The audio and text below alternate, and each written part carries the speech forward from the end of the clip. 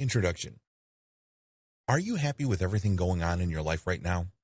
Chances are, if you are taking this training, you are looking for some sort of improvement. Maybe you're looking for some breakthrough in your relationship because for whatever reason, you and your partner have hit an impasse. Maybe you're stuck in a job you hate. Maybe you feel that you are not in the best physical shape you're otherwise capable of achieving. Make no mistake, pain is part of the human experience. There's no such thing as a perfect life. There's no such thing as a life that involves just an unlimited number of rainbows and smiles and lollipops. We live, and believe me, there is always room for improvement. At the very least, most of us are living far below our potential. We know we are capable of so much more. We know that we have the raw ingredients for great success and accomplishment in this life. Still, for whatever reason, often self-inflicted, we fail to live up to our fullest potential. So too many of us live lives of guilt, regret, remorse, anger, resentment, and blame-finding. Please understand that if you want to achieve better things in your life, the only person that can truly hold you back spells his or her name this way: Y-O-U. That's right. You're the person holding yourself back. If you don't believe me, look at the biographies of great people who have accomplished so much. A lot of them went through adversity. A lot of them had a long line of people telling them that they are too stupid, too poor, too backwards, too ugly, and gave them a million other reasons why they could not succeed. Yet, they are up there, and you're down here. You must understand that it's not where you come from that defines you. It's not your painful childhood trauma, or childhood poverty, or lack of advantages that hold you back. Many people have overcome bone-grinding poverty to die billionaires. A lot of people ended up with great careers, although they faced discouragement their whole life. So, it's not your circumstances that define you. As the Stoic philosopher Epictetus said, it is not circumstances that make the man. They simply reveal him to himself. You must understand that everything that's going on around you is an opportunity. You may be thinking to yourself, well, I'm going to jail soon. Is that an opportunity? My girlfriend just broke up with me. Where's the opportunity there? I'm stuck in a job that sucks, and my boss is an ogre. I don't see any opportunities. Well, the only opportunity that is always present at any time of your life is the opportunity to overcome. Because what you consider a trial, an ordeal, or a hassle, somebody else can see as a tremendous blessing. It all depends on perspective. Because when you change your perspective, you change your character. Unfortunately, too many of us expect the world to be fair. We expect a smooth ride. We expect things to be handed to us. We believe that success is our birthright. We only have to start, and before we know it, sooner or later, we will get to our destination. Unfortunately, life doesn't work that way. And to add insult to injury, when we are given this education, we become resentful. We blame other people. We think that life is just a big joke. It doesn't have to be that way, and it all begins with your subconscious mind. Please understand that your conscious mind is just part of the equation of your personal reality. If you keep discounting, ignoring, or overlooking your subconscious mind, you're going to perform far below your fullest potential. Sure, you may be able to achieve many things, but can you imagine how much more you could have produced with your life if you had tapped into the power of your subconscious mind? I'm not necessarily talking about money, although many people achieve that. I'm talking about just personal happiness and contentment, and the certainty that you lived a life worth living. Sadly, most of us fail to do this because we put so much stress on our conscious mind that we wear ourselves out. It's like trying to participate in a bicycle race with a bike that has only one functioning wheel. You neglected the other wheel. You're not going to get far. This training teaches you the power of the subconscious mind and how you can use it to your advantage. The conscious mind is limited. The conscious mind is limited by perception and experience. It works on a garbage in, garbage out principle. It's only as good as its input. If you want to maximize the power of your conscious mind, you need something else. You need the help of your subconscious mind. Using only your conscious mind means living in a psychic prison. When you focus on using your reason and emotion rooted in your conscious mind, you are limited by space, time, and circumstances. There's a whole other world out there. There are many layers to that world. Unfortunately, you're completely blind to it because you're focused only on what you can see, touch, taste, hear, and smell. You're bound by the limitations of your senses. The conscious mind is very easy to enslave. It's not unusual for great historical people to say and do things that we find repugnant today. How come? They are a product of their times. In other words, they were thinking consciously and rationally based on the world that they saw and interacted with during their historical period. Yet their lives had the seeds of greatness, and we still benefit from their work and their achievements. Still, their limitations are glaring. You also are just as limited because you rely on your conscious mind. We are very limited people because we are products of our specific circumstances. For example, we are products of our times. It really would be unfair for somebody from several hundred years from now to apply their standards of morality, culture, or whatever else to people living in our time. We are only responsible for what we know. Since we have a certain mindset and a shared set of ideas regarding how things should be in the here and now, we are limited by our times. This is still a limitation. We're also a product of our conditions. It really would be unfair for us to judge somebody who grew up in a certain environment to behave and have the values of somebody who did not grow up in that environment.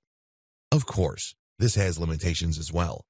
There are certain common values that we expect of human beings regardless of their biography. But, by and large, it is perfectly understandable for people to be judged based on the conditions they found themselves in. It would be great if all of us could overcome our conditions and live up to the highest standards, but we're only human. Another limitation is that we are products of our culture. It's very easy to define culture as involving a certain type of dress and a certain cuisine. Those are superficial cultural differences. Cultural differences actually run deep. They impact how you view life, your general attitude, how you get along with others, and how you define the good life. Your culture also plays a big role in what your personal priorities and values are. We can debate all day long, and then some on the issue of whether all cultures are equal or have the same value or lead to the same place. With that debate aside, it is indisputable that culture does play a big role in how people turn out. Going even deeper, when you notice that most people have certain cultures, it's easy to see where that cultural membership draws its power from. When you're a member of a culture, you want to go along to get along. You want to be part of a crowd. You want to be accepted. There's a tremendous value in a sense of belonging. This puts tremendous pressure on people who grow up in their own culture to behave and think a certain way. The truth is, given all these limitations, instead of taking our minds to the next level and expanding it, these limitations shrink our minds. It restricts our sense of possibility. They work to shape, warp, and constrain our ability to become whoever we want, whenever we want, and to otherwise live life on our own terms. Just how limited is our conscious mind? We are limited by our training. Your parents programmed you. A lot of your personal destiny has been set in stone by the people who raised you. It doesn't matter whether you grew up in a traditional American nuclear family or a variation of it. Whoever took care of you played a major role in setting the course of your life. This is a limitation on your conscious mind, because your conscious mind can process many other courses. It can process many other maps, but it's stuck to the map that it first became aware of. Where's the power there? The conscious mind is bound by habit. It's human nature to stick with what we know. We know that there are better things out there. There are better paths. But we are already familiar with our path. We are already comfortable with our programming, so we stick with it. We know we are capable of so much more, but because of the sheer force of habit, we stay on the course. We remain stuck. The conscious mind is bound by reputation. Deep down inside, a lot of us live for other people's validation. This is why we hang on to our programming. We know that it's suboptimal. We know that we could do better. We know that there are other forms of programming out there that may take us to a much higher level, but we stick to our programming because we want the people around us to approve. They stick to pretty much the same programming. We're going to stick out like a sore thumb if we choose another path. So, because we want to go along to get along, we stick with the tried and proven. Sadly, a lot of the time, the collective mindset that we seek to preserve, as far as our conscious mind goes, does us a big disservice. We could be soaring high. We could be going so much better, but we stick to tradition, custom, and social expectations. The conscious mind is easily overruled by emotion. It is no surprise that a lot of shoppers in the United States buy product after product when they don't really need it. In fact, the vast majority of commercial decisions in the United States and elsewhere are actually impulsive by nature. The reason for this is our conscious mind is easily overridden by emotion. We let our emotions get the better of us. Instead of responding to situations based on our highest values or priorities, we let our emotions take over and we feel helpless against it. So, even though we know that we are going to be spending more money than we have, and we are going to regret it later on, we still go through with it. The conscious mind is powerful, but self-limited. Your conscious mind is your most powerful possession. Different people have different minds, and they have different lives. These differences all stem from the fact that they have different minds. Change your mind, and you will end up with a different outcome. It is not easy, nor is it smooth, but changing your mind is the first step to fundamental change. Your conscious mind impacts how you edit your personal reality. Believe it or not, every single human being on this planet edits his or her own reality. Every single second, the outside world bombards you with thousands of stimuli. Thanks to your programming, you choose to become aware of only a tiny fraction of that stimuli. Thanks to your programming, you choose to remember only a tiny fraction of the stimuli you chose to perceive. Your mindset then kicks in and interprets what you chose to remember, and this can trigger an emotional state which leads to your saying and doing things that other people will notice. That's how you change your reality, and it all begins with your conscious mind tied into the mindset that you have. Your life is the product of your mindset. It's very easy to think of mindset as some sort of optional operating device.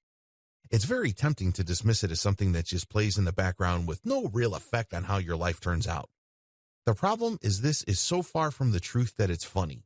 Your life is the product of your mindset.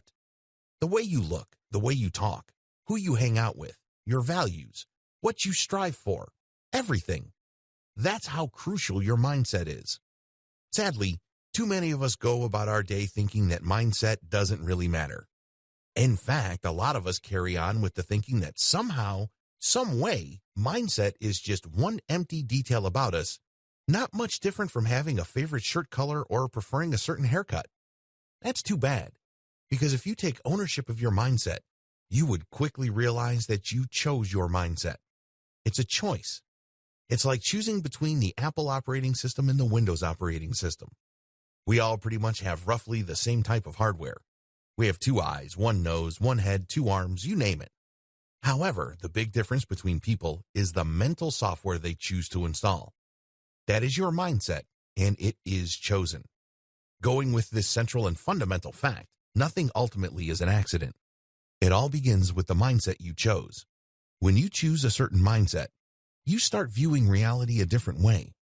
It may start out as a small difference, but it can lead to a completely different place. You make totally different decisions. You feel different emotions about different things. Sadly, too many people fail to realize this. They refuse to take ownership of this. Not surprisingly, their mindset often works against them instead of working for them. Instead of taking their lives to the next level and allowing them to live out their lives according to their fullest potential, they live small, defeated, and powerless lives. The worst part to all of this? They chose that existence. Your conscious mind is often enslaved by your mindset. Your conscious mind is very powerful.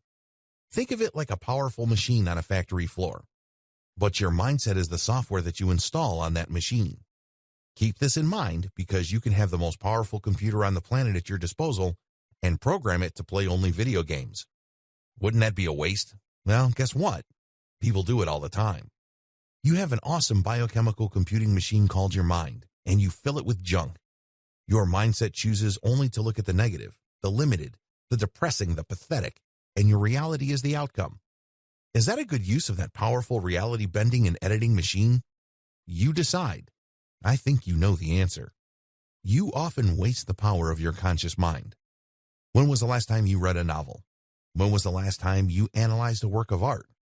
When was the last time you thought about your life, and came up with deep insights that change the way you look at certain things that happened in your past, or things that you normally worry about regarding the future?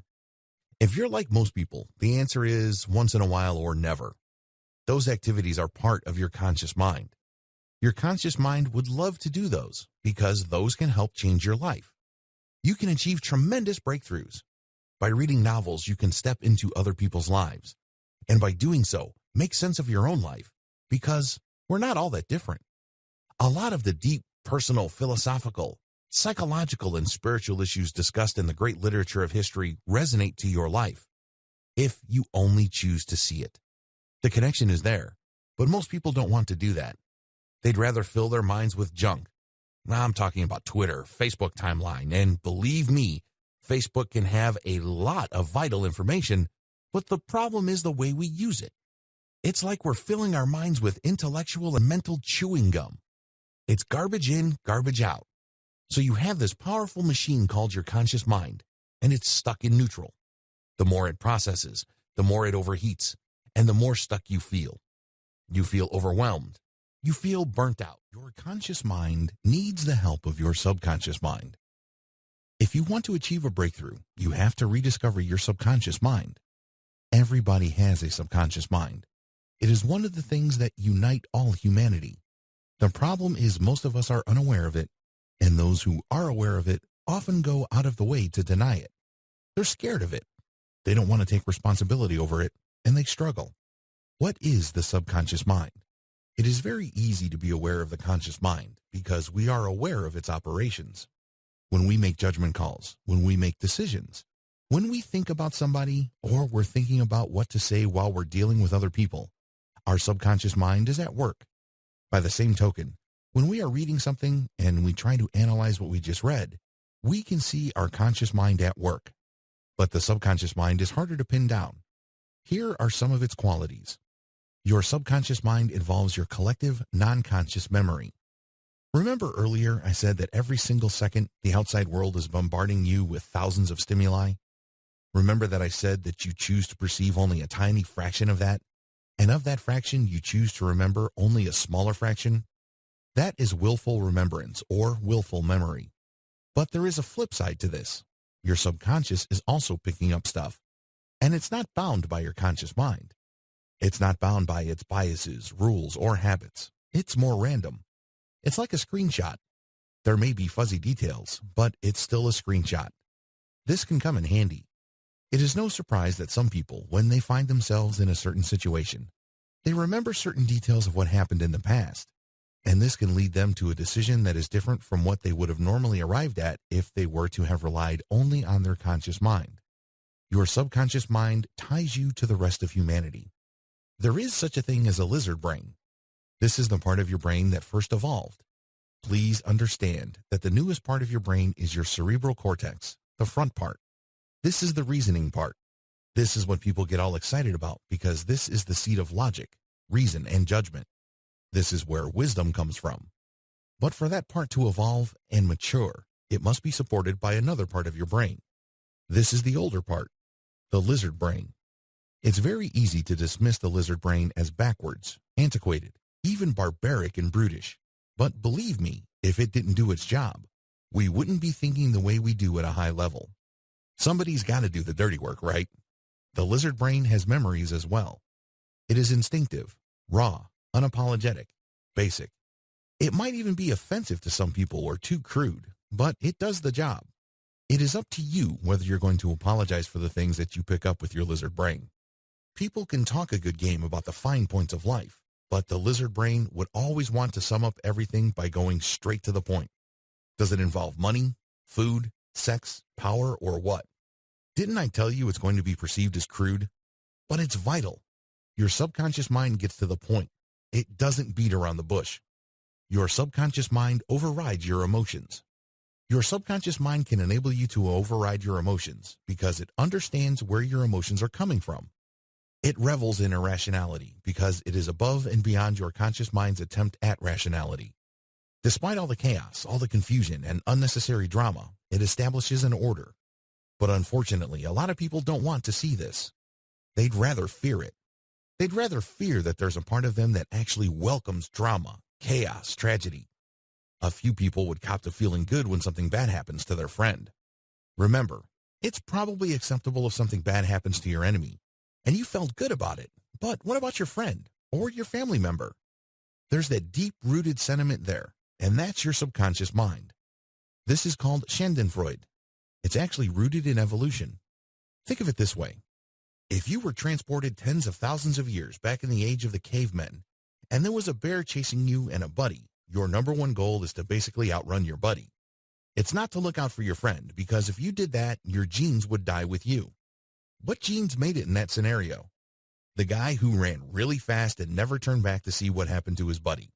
I know, it's harsh, but this is the subconscious mind we're talking about. It is filled with all sorts of unpleasant realities, sentiments, and tendencies we are embarrassed about or would rather deny. Still, they are real. Your subconscious mind is the source of your intuition.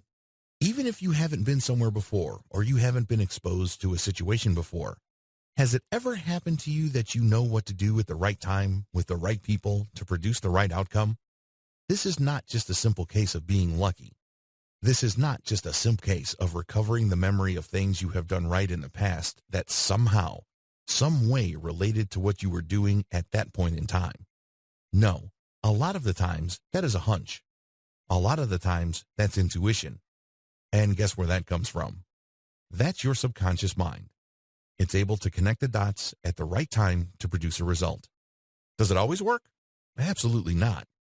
It works enough times for you to take notice. You should sit up and pay attention to it. Learn to control your subconscious mind. What follows is a quick overview of the next 5 videos. These steps help you tap the power of your subconscious mind to turbocharge your conscious mind. To tap the power of your subconscious mind, you must first stop denying it. Stop chalking things up to chance. It may seem that life is happening around you on a purely random basis. It's as if there's no rhyme or reason to the things happening around you. That's only what it looks like on the surface. The truth is, it's very easy to think that you're just lucky. Look at whatever has gone right, and it's very easy to walk away with the conclusion that you were just at the right place at the right time, doing the right things, and suddenly all these right outcomes materialized. The truth is the complete opposite. Have you ever noticed that certain people seem to be at the right place at the right time, doing the right things? It's as if it happens again and again to them. It turns out that there's a lot more planning and design going on than we care to realize. Being at the right place and at the right time, doing the right things with the right people, takes a lot more purpose and premeditation than you think. When you learn to tap your subconscious mind to serve your conscious mind, serendipity happens more often. How come? You're simply prepared for it. Test out your subconscious mind as much as you can. You need to go from fearing your subconscious to actively collaborating with it. If you are feeling stuck in any area of your life, or you are frustrated with any kind of decisions you made in the past, you need to recruit your subconscious mind. It turns out it's not the boogeyman hiding under your bed threatening and scaring you. Instead, it's the golden key that can help you unlock a life full of possibility and achievement. Every single second is an opportunity to consult with and test your subconscious mind. Allow your subconscious mind to act as your personal compass. When you use a compass, oftentimes you're going into uncharted territory. You are venturing to a place you haven't been to before. When you learn to trust your subconscious mind, you allow it to become your compass. It points you in the right direction. Paired with your memory, you can allow work with your subconscious mind to draw up a map. It points you in the right direction. Then you reference that direction with the things that you have observed and experienced in the past, and you connect the dots. This is how you create a map. You haven't been there before. You haven't achieved certain things before, but it doesn't matter. Thanks to your subconscious mind and your willingness to trust your intuition, as well as your clear, focused memory, you now have a map. Take ownership of this map, and you'd be surprised where you end up. Do a subconscious mind self-audit. When you do a mind self-audit, you'll be surprised at what you will find out. You'll be surprised at just how powerful your mind turns out to be. You would also be surprised at how versatile, flexible, persevering, and tenacious you can be. However, None of this is possible until you are willing to peel off the curtains of your subconscious mind and look deep within. It's definitely going to be scary because most people do not dare to venture into that territory. However, just like with any great discovery, fear often gives way to excitement and, ultimately, victory and pride. Just because it's hidden doesn't mean it doesn't exist. Your subconscious mind is all too real. If you are in any way unhappy with your life, a lot of it is because you have relied too much on your conscious mind. You have left dormant your most powerful possession, your full mind.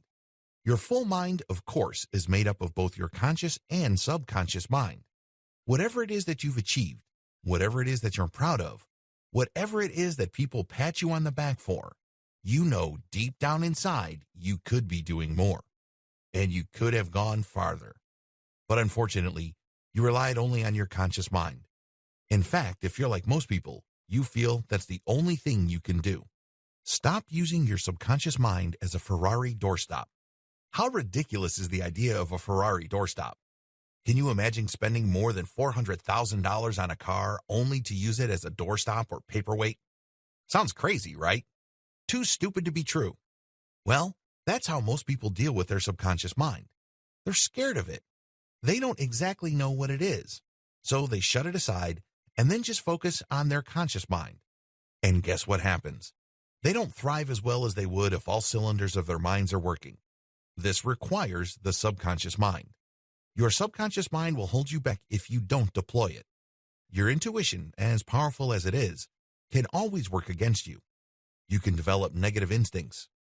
Have you ever noticed that a lot of successful people who otherwise dominate their field of expertise and are at the top of their game often sabotage themselves?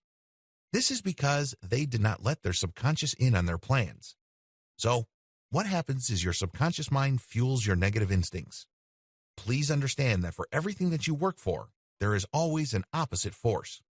Unfortunately, if you don't master your subconscious mind, you will always end up on the other end. Let's put it this way. If you're working towards a goal, what naturally happens in your mind? You're all pumped up and excited about your goal.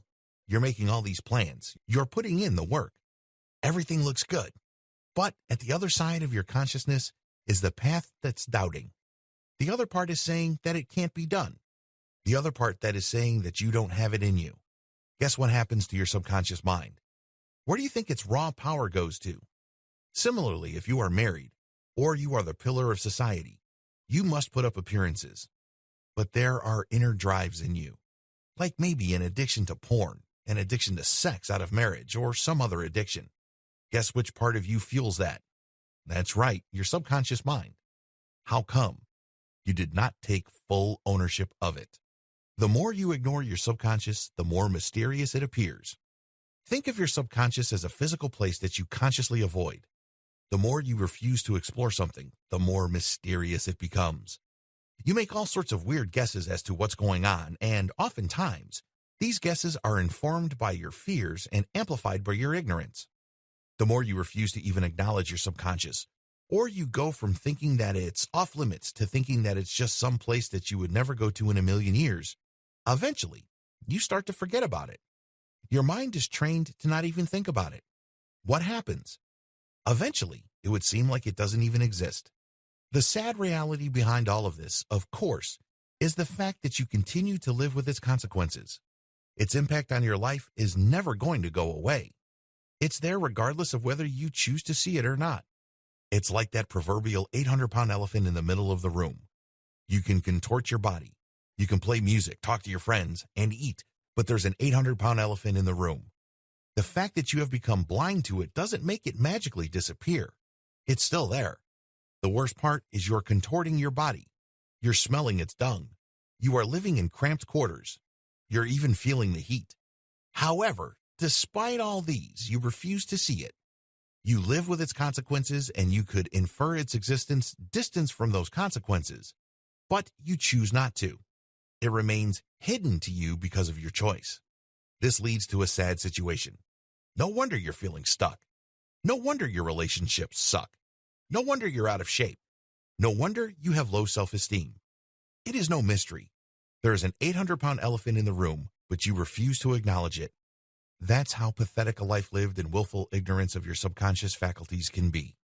The key to your subconscious mind is to stop fearing it. A lot of people think of their subconscious mind, if they think about it at all, as some sort of shadow. It's their worst instinct. It's not their better angle. They make up all sorts of names for it. What they're really doing is they are basically covering up for their fear. Most people fear the unknown. And the problem is with the subconscious mind, it will continue to be unknown unless and until you take ownership of it. In the following videos, I'm going to step you through how to make this happen. Own your subconscious mind. Take full ownership of your subconscious mind. It's part of you. It's natural. It's the other half of your consciousness.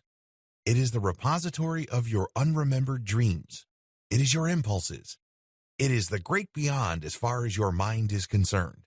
Are you going to constantly run away from this and refuse to tap its unlimited power? Or are you going to own it, warts and all? Taking ownership means refusing to be afraid. There are many things collected by your subconscious mind that you would rather not look at. This may be childhood trauma. This may be sick, twisted, and embarrassing thoughts that you may have. You must overcome your repulsion to these things when you take ownership of your subconscious mind because it is part of you. That fact is not going to go away. This is part of you. And if you want to change something, or change its direction, or make it work towards a better outcome, you must first claim ownership and stop fearing. Taking ownership of your subconscious mind means refusing to feel guilty. If you emotionally beat yourself regularly, please understand that this is not just some free-floating anxiety. It's not just something that enters your mind because your brain has nothing else better to do. This comes from somewhere. It has a cause. It is not random. When you take ownership of your subconscious mind, you can start refusing to feel guilty. Feeling guilty is a choice. When you feel remorse or regret about certain things that happened in the past or choices that you've made, those are your interpretations of those facts. You can choose to learn from them and move on, or you can choose to beat yourself up emotionally over and over again. It's your choice. Guilt is an emotional interpretation. When you take full ownership of your subconscious, you quickly realize that this is going on. You quickly understand that there are better options out there. Guilt, remorse, regret, as powerful as they may be, can hold you back and drag you down. Wouldn't it be better to learn from them and use them the way they were intended? These emotions feel bad because they're intended to teach us a lesson. If anything, we're supposed to use them as motivation to make better decisions in the future. When you take ownership, you allow yourself to do this. You allow yourself to be curious again because now you could look at how you've been coping and try to come up with an alternative. If you've been racked by guilt because you disappointed your parents for over 30 years, your curiosity might lead to a different interpretation, or better yet, a different coping mechanism, but none of this is going to happen if you continue to stay where you are. If you continue to refuse to take ownership, you will suffer the same results as before. The bottom line is whatever negative consequences of your actions you're feeling, they arise primarily from your refusal to take ownership of these emotions. They're coping mechanisms. You can choose to cope in different ways. You are not stuck with the way you've done things for years. It may seem like it, but you actually have a lot more control and a lot more say over your situation than you care to realize. Take ownership. Learn to explore your subconscious mind. Start a journal and explore the things that you fear. Explore how you normally respond to this fear. Please understand that you are looking at circumstantial evidence.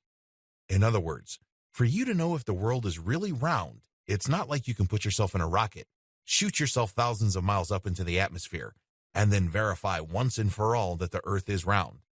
The simpler and more practical way to do it is to wait for the next eclipse. When you see the eclipse, then you know exactly that the Earth's shadow is round. The same applies to your subconscious. There are many ways to explore it, and believe me, a lot of them are very, very hard. The easiest way to do it is through just circumstantial evidence. Pay close attention to what you are afraid of. You can't quite find a rational reason why you are afraid of certain things. That is your subconscious mind speaking to you. Pay close attention to this. List these out. Come up with a collection of these, and then pay attention to the things that you're guilty of. or you feel remorseful about. Look at all the negative emotions you have, and then pay close attention to them. Catalog them, because they start giving you a snapshot of your subconscious mind. Learn to map out your intuition. Have you ever noticed that in certain situations, you tend to say the right things at the right time to produce the right results with the right people? A lot of the times, this is not due to your prior training. A lot of the times, this is not because you were groomed to do that kind of thing. Instead, it just came out of you. Well, that is your subconscious mind as well, because intuition is a big part of your subconscious mind. Map that out. Become fully aware of that. Wrap your mind around it. Take ownership of it. This is not a scary thing. A lot of people think that this is some sort of scene from The Exorcist or some horror movie. In fact, judging by how some people talk about this situation, it's as if they're describing that scene in the movie Alien, where the alien punches a hole through some guy's chest as people were operating on the guy. Really grotesque, really sad, and really distorted. Because your subconscious mind is beautiful. Don't be afraid of the beauty of your subconscious mind. Let's get real. A lot of your nightmares come from your subconscious mind because this is the area that you really can't control. So a lot of your desires, a lot of your perversions, a lot of your twisted logic, and all that other mental debris, you try to segregate unconsciously into your subconscious mind. So it's kind of like a dumping ground for half-baked, unformed thoughts and frustrated wishes. But just like any garbage dump can be located near a beautiful park or a wide-open, green field right under a beautiful, wide-open, blue, endless sky, your subconscious mind can be a thing of beauty. So don't just focus on the things that you'd rather run away from or are embarrassed about. Focus on the whole picture. Learn to live in your subconscious mind. Learn to appreciate the things in your subconscious mind and be comfortable in it, because this is the key to taking control over it. If there are certain things that you're guilty about, confront them. Look at them straight in the eye. Did this really happen? And is this a reasonable reaction? You'd be surprised as to how many twisted, painful, tortured memories in your subconscious can be dealt with once and for all if you were just adult enough to stand up to them. Learn to live in the moment. Embracing your subconscious mind means you have to accept living in the moment. A lot of people have a tough time living in the moment. Either they are tortured by the past, or they're frozen stiff by worries about the future. But if you want to have a chance at taking full ownership and control of your subconscious mind, you have to take control of it with the present in mind. In other words, be aware of the present moment. Your mind should be focused right here, right now. Be fully conscious as much as you can. Get rid of sentimentality and delusions. There are many different types of delusion. The most delusion is that we think that we should act a certain way or have a certain bearing, because that's what other people around us expect us to do. It's some sort of protocol. It's some sort of unwritten rule that we have to follow. You can't handle your subconscious mind that way because it's deep down in you and it's personal. You have to deal with it in the rawest and most immediate way. It's not going to be pretty. There's going to be a lot of memories there that you have been avoiding. They're probably going to freak you out, but you have to take control of them. You have to take ownership of them. This is no time to put up appearances. This is no time to try to live up to other people's expectations. Forget that. This is you. You're doing it for yourself. Because you know you're capable of so much more. You know you could be so much happier. Get rid of the worst form of delusion, regret. When you regret certain things that have happened and you feel sorry that things have turned out a certain way, what's really happening? Do you ever stop to ask yourself that question? What are you really doing when you're feeling regret? When you feel regret, you're constantly thinking about what should have happened, what you could have done, or what you would have done if things were different. What do these sentiments all have in common? That's right. You keep rehashing and replaying traumatic scenes from the past over and over in your head. That's like suffering a burn when you were a kid and then burning yourself again and again every time you remember that incident. A lot of people who go through regret are thinking, well, when I do that, I'm actually thinking about solutions. I'm thinking about alternatives. I'm thinking about healing. No, you're not. You're only doing this for emotional release. You're going through the motions, but you're not really doing anything tangible to free yourself from the tentacles of this nasty emotion. Do you see the difference? It's like you wanting to change the weather by choosing to chew gum. It doesn't make any sense. There's no connection, and the worst part of our regret is you're actually making things worse because those emotional wounds happened in the past. The past is never going to come back unless you allow yourself to get emotionally worked up about the past so it becomes vivid again. In many cases, it may have started out small or almost insignificant, but as you grew older, you started reading too many things into it and you started blowing up its emotional impact. The end result? You're more miserable now about it. Stop doing this. Understand what you're doing. You're doing this for emotional release. However, that's not the solution. That's just as worthless as daydreaming. For example, you have a tough time paying rent. You have no money to your name. Every single day you almost get fired from your job. So you daydream about you becoming rich. You daydream about living in a big house with amazing cars and traveling all over the world. The daydream doesn't really solve your problem in the here and now, but it does give you an emotional escape. Who wants the sting and humiliation of the landlord knocking on your door demanding the rent? Who wants to hassle with the supervisor telling you that you're screwing up and you're just one step away from getting fired? However, instead of confronting these head-on by looking at actual workable solutions, you daydream about an alternative life where all your current problems are gone. You get the emotional release, but not much else. This is mental and emotional candy. It doesn't help you. The same applies to regret. It doesn't help. Learn to trust yourself. Stop second-guessing yourself. When you're dealing with your subconscious mind, it's going to be rough.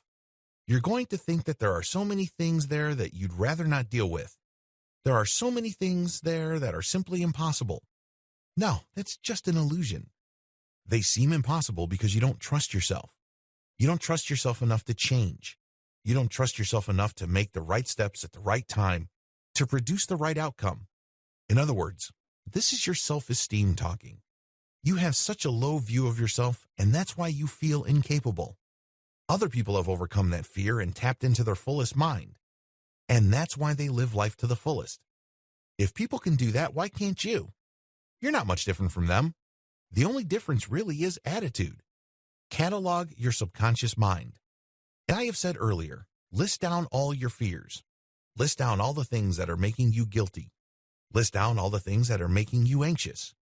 List down all the things that are making you sad. List all the things that you think you remember that have a profound emotional impact on you. Also list down the crucial turning points in your life that led you to where you are. Now, once you have all this information, you're ready to come up with a circumstantial investigation of your subconscious mind. Compile a subconscious mind profile. To hunt a fugitive, the FBI starts out with a profile. Your personal fugitive is your subconscious mind. For the longest time, you didn't know what it is. You're afraid of it. And that's why you don't really feel you know it fair enough. But you can come up with a composite. Based on the listings that you did in video 8, come up circumstantially of who your subconscious mind is, what it's capable of, and what it's currently doing. List down what your subconscious mind is currently doing. List down what your subconscious mind is capable of. Be aware of the disconnect. This is crucial.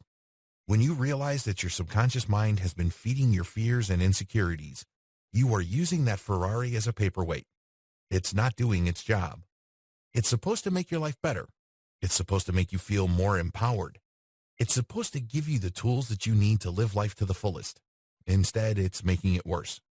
Instead, you're using its power to fuel the things that are dragging you down, holding you back and making you feel small, weak, powerless, ugly, repulsive, unemployable, pathetic, and sad. Is this what you want? This is not what most people want. But the problem is, you can say, this is not what I want. In fact, you can say it until you're blue in the face. But if you're like most people, you have fallen in love with your handcuffs. You've fallen in love with the invisible prison that you've surrounded yourself with, because it's the only thing you know. There is comfort in misery. You know you deserve so much more, but it hurts to strive for more. Plus, there is also that overarching threat, that looming possibility of imminent failure, pain, rejection. You've fallen in love with your handcuffs. I want you to overcome your fear. It's not easy. This is almost impossible. But look at the life that you have right now and your capacity, and you compare it to the disconnect between the power of your subconscious mind and the life that you have right now. Do you see the disconnect? It should be glaring. It should be obvious. People 10 miles away should be able to see it without even using binoculars or even glasses. It sticks out. What are you going to do about it?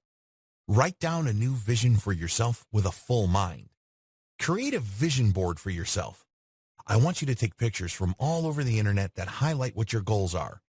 If you are living life with a full mind, this is made up of your conscious and subconscious mind. I want you to create different categories in that vision board: health, relationships, mindset, finances, career, spirituality. And under each, come up with pictures from all over the internet of the ideal that you want for yourself. Unleash your subconscious mind with these techniques. Constantly play the mental movie of your life that you consciously chose. Believe it or not, we already play mental movies in our heads. We play mental movies when we're planning. We play mental movies when we're looking forward to something. In fact, when you were a kid, you probably played mental movies all the time. Do you remember in the middle of summer thinking about Christmas? When you thought about Christmas when you were a little kid, what kind of images came to mind? A movie came to mind. You start thinking about unwrapping that toy that you've always wanted. You imagine yourself marveling at the Christmas tree with all those neatly wrapped gifts at the foot of the tree.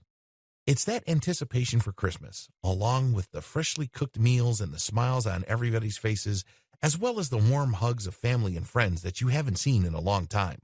That's what made Christmas so special. And it's all in vivid display in the mental movie that we played to ourselves when we were kids. You already know how to do this.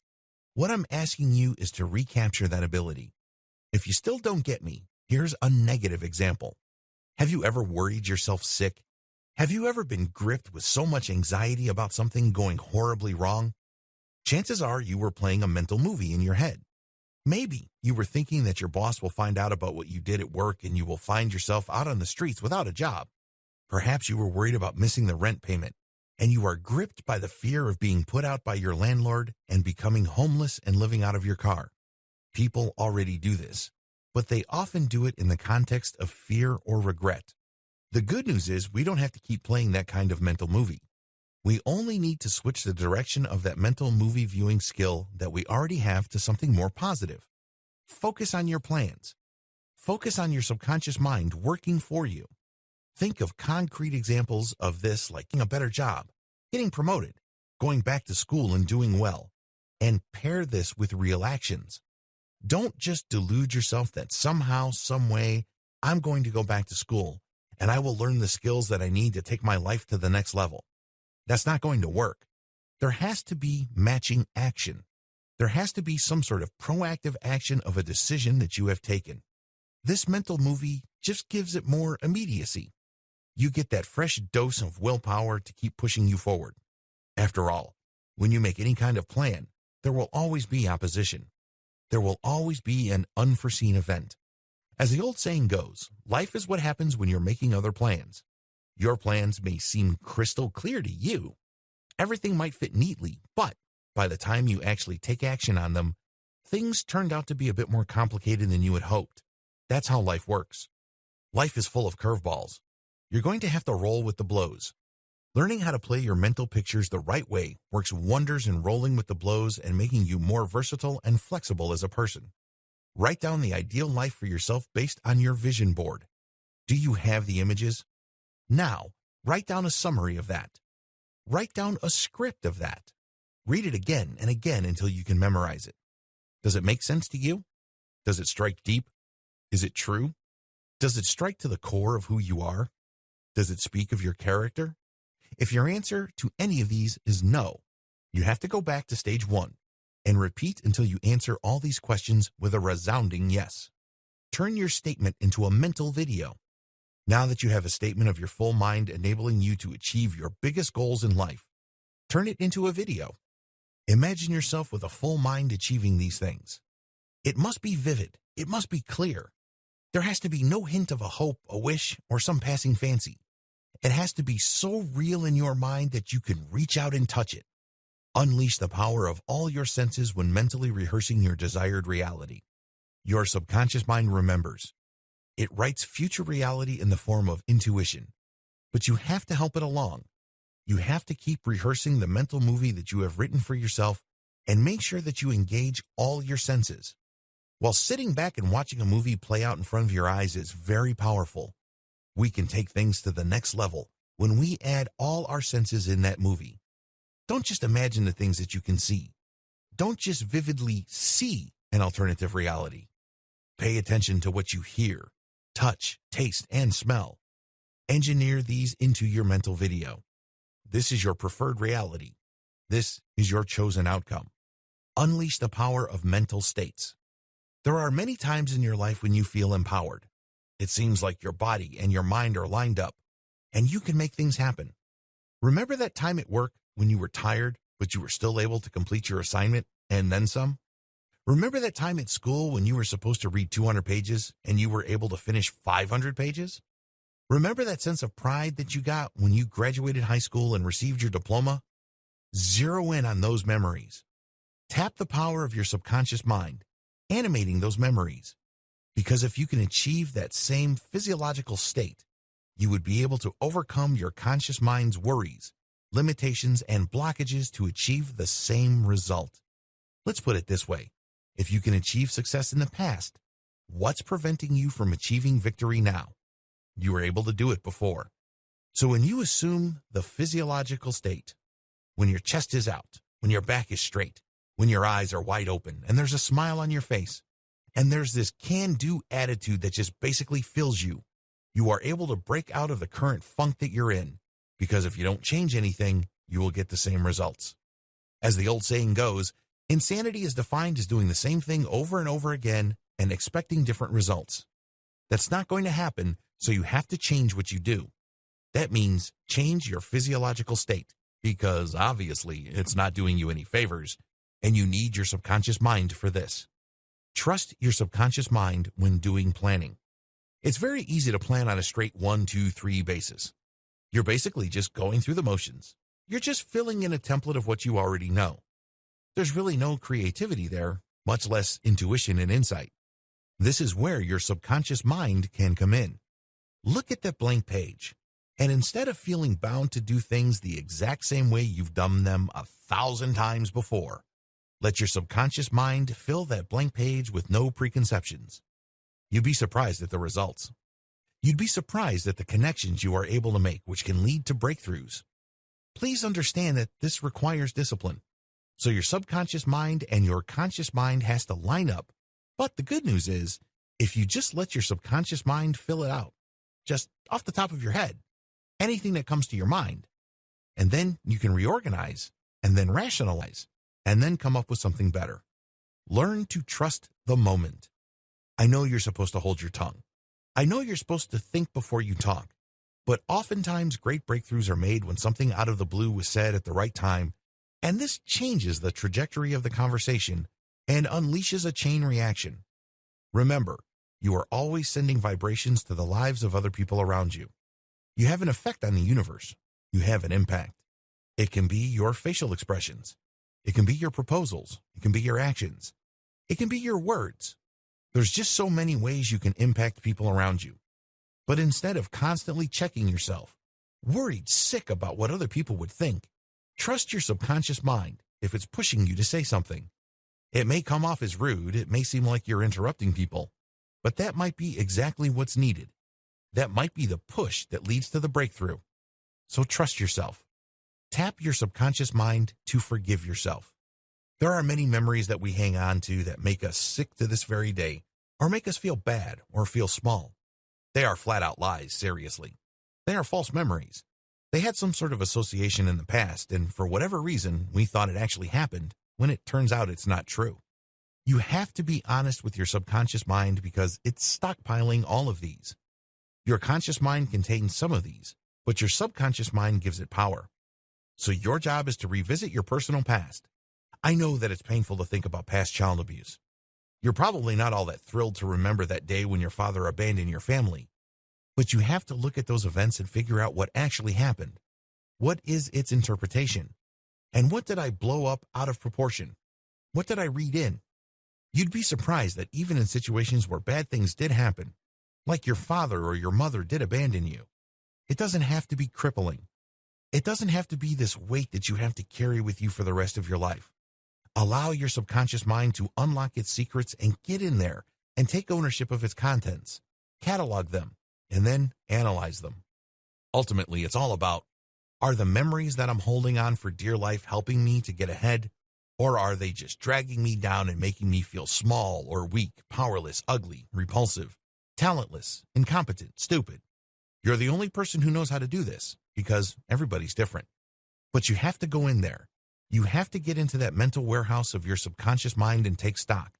Otherwise, these things will have weight. The weight of the past will continue to drag you down along with the fear of the future. Conclusion. Take control of your life today. Every single day you wake up, you're a day closer to your eventual death.